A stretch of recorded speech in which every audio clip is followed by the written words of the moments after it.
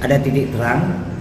Mudah-mudahan langkah nanti bisa semakin menunjukkan bahwa komplotan Rafael bukan seperti yang kita duga dangkalnya saat ini.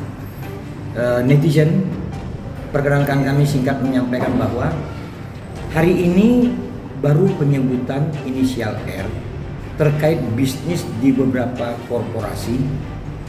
Itu kurang lebih 22 korporasi melibatkan 16 inisial nama. Nanti habis ini ada fase terkonsolidasinya uang-uang hitam dari komplotan Rafael kepada kelompok pelanggar undang-undang lain dalam pertambangan. Tentang kami harus menjebulkannya, sekali lagi netizen Indonesia, kami mohon maaf kalau kami sebut lebih dari inisial, kami akan seperti yang lain dilaporkan ke polisi. Lawang sekarang aja menyebut inisial ada yang merasa berhak melakukan langkah hukum. Nah, tapi kami yakin bahwa netizen memberi dukungan yang kuat. Biarlah kami di depan untuk menjadi tameng menghadapi orang-orang jahat yang kesannya saat ini mereka terhormat.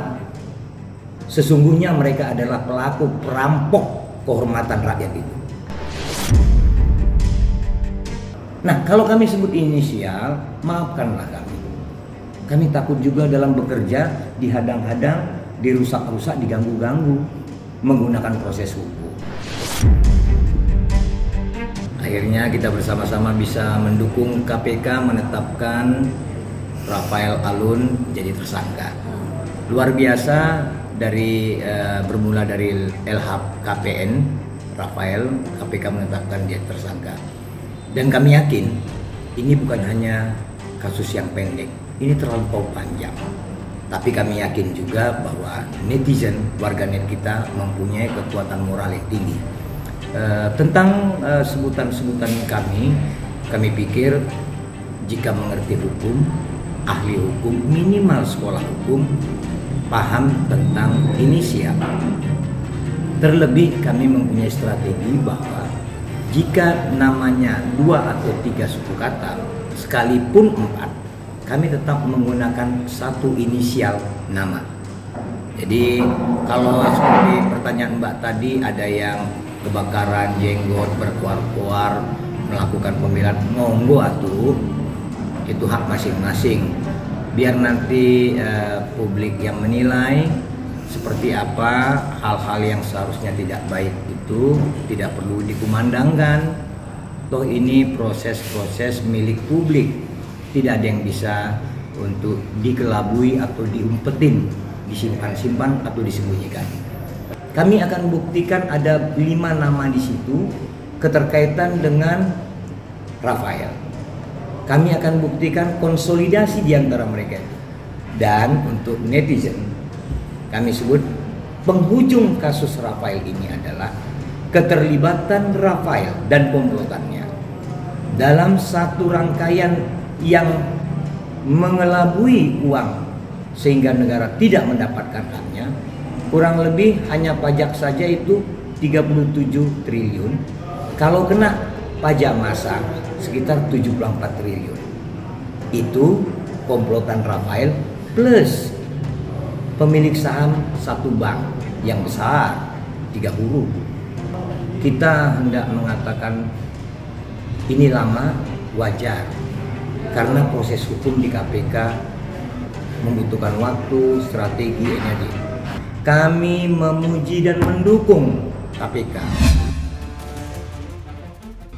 Allahu Akbar, Allahu Akbar, Allahu Akbar, la ilaha illallah, Allahu Akbar, Allahu Akbar, walillahil hamd.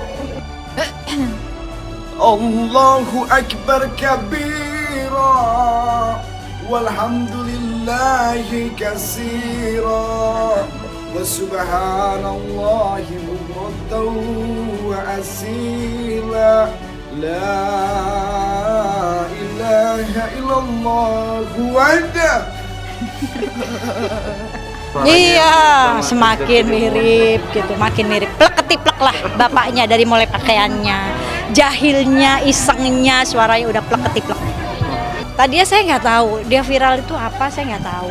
Ya, saya nggak tahu dia ngapain gitu. Terus dia baru cerita, Umi tahu nggak? Aku lagi viral. Kamu bikin apa lagi? Kayak kan gitu kan? Dulu heboh dengan antingnya, padahal dia nggak pakai anting. Kan dia orangnya memang iseng gitu, gimana sih? Karena gini, dia itu ngelihat sosok Uje ya, sosok ayahnya. Saya tuh punya album Uje lagi dari Uje kecil, dari Uje SD, SMP, SMA sampai gondrong, itu ada semuanya albumnya itu gitu. Saya koleksi, saya kumpulin. Dan dia ngelihat kali ya, dilihat sampai pakaiannya, bajunya, rambutnya semua plek-ketiplek dia contoh. Bahkan dia ingin dunia entertain pun ya dia bilang, lah kan Abi juga dulu kayak gitu.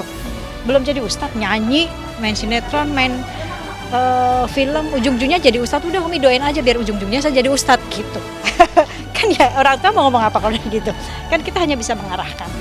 Nah, jadi dia keisengan dia itu ya semata-mata dia nyontoh apa yang dipakai ayahnya, pernah pakai anting walaupun anting-antingan kan gitu. Hanya sebatas buat syuting gitu. Nah, terus saya pikir nih viralnya ngapain lagi nih gitu. Saya nggak tahu, bener-bener nggak tahu. Belum pernah, nggak lihat sosmed juga gitu kan.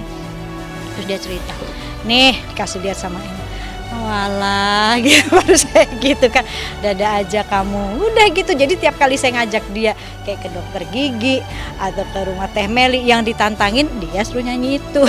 Dia capek sendiri. Terus kalau kita live jualan gitu ya, kebetulan kan kita produksi baju koko dia. Kalau saya live sendiri, semua komen nanyanya Abi mana, Bi kamu besok bantuin Umi live deh, jualan kok juga masuknya buat anak-anak juga gitu kan. Ya udah, dia jualan, dia sambil nyanyi, Abi nyanyi dong ya kayak gitu.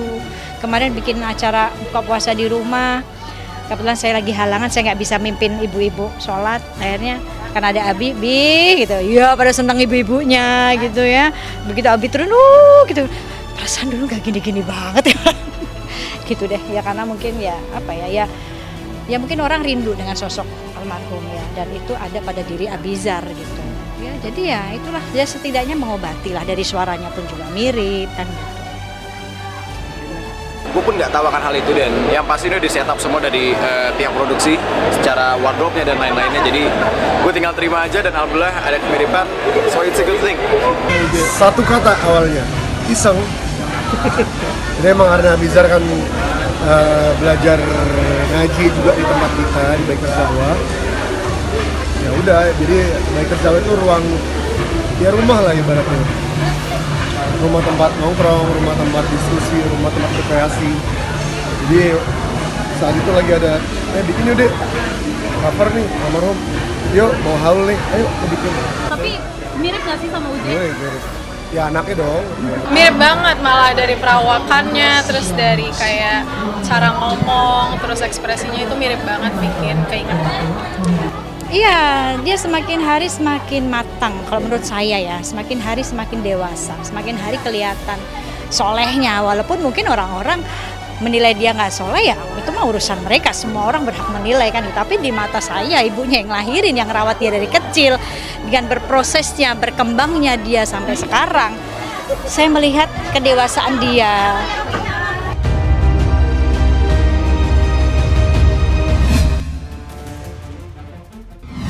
Ayo Mam, kenalin Mam.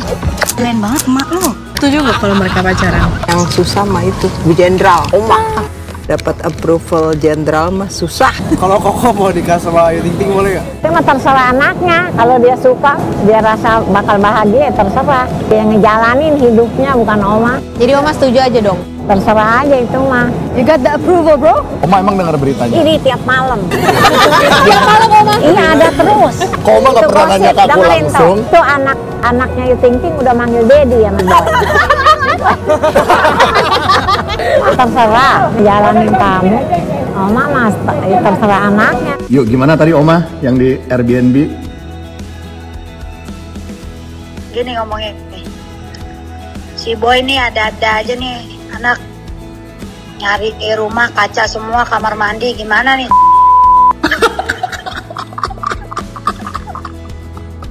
Sekarang nih anak-anak zaman sekarang nih suka pada nanya yang nggak harusnya ditanya pada. Mungkin dikenalin ke keluarga. Apanya? Ya kenalan biasa, makanya nonton aja ntar. Harus nonton. Kalau jadi perempuan dikenalin ke keluarga laki-laki kan Nonton aja ntar. Lihat ekspresi ya, lihat semuanya ya. Oh dia yang berjuang ngebaikin saya, kemarin kan berantem 4 tahun gitu. Akhirnya baikan. perdamaian pernikahan nggak sih? Iya nggak sengaja itu juga, karena kepergok sama dia aja deh depan mata nih. Tapi baguslah ada momen itu ya kan. Kalau nggak tahu kapan kita akan ngobrol-ngobrol lagi gara-gara ada momen itu. Iya, jalan Tuhan lah itu. Jalan apa katanya? Iya, jalan Allah. Jadi dengan adanya momen itu kita ketemu lagi, terus kita jadi baikan dan ngobrol-ngobrol dulu seperti awal-awal dia belum terkenal, gua pun nggak dikenal siapa-siapa. Jadi pas ketemu lagi tuh kayak orang yang rindu, maksudnya yang kangen gitu, karena kan udah 4 tahun nggak pernah ketemu, jadi banyak cerita yang kita saling curhatin satu sama lain ya. Aduh, dia nggak bisa bahasa Indonesia, saya nggak bisa bahasa Inggris. Udah kayak Haji Mali sama Pak Bolot, tau kan? Yang kalau ngomong tuh nggak pernah nyambung, tapi dia kalau saya ngomong dia ketawa mulu, berarti kan maksudnya dia masih ngerti apa yang saya omongin. Sebenarnya nggak ngerti, cuma nggak enak aja. Dia bercanda masa nggak diketawain ya, gua padahal nggak tahu dia orang ngomong apa.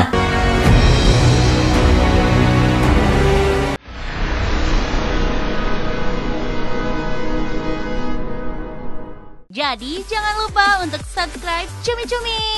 Ditekan ya tombol lonceng merahnya.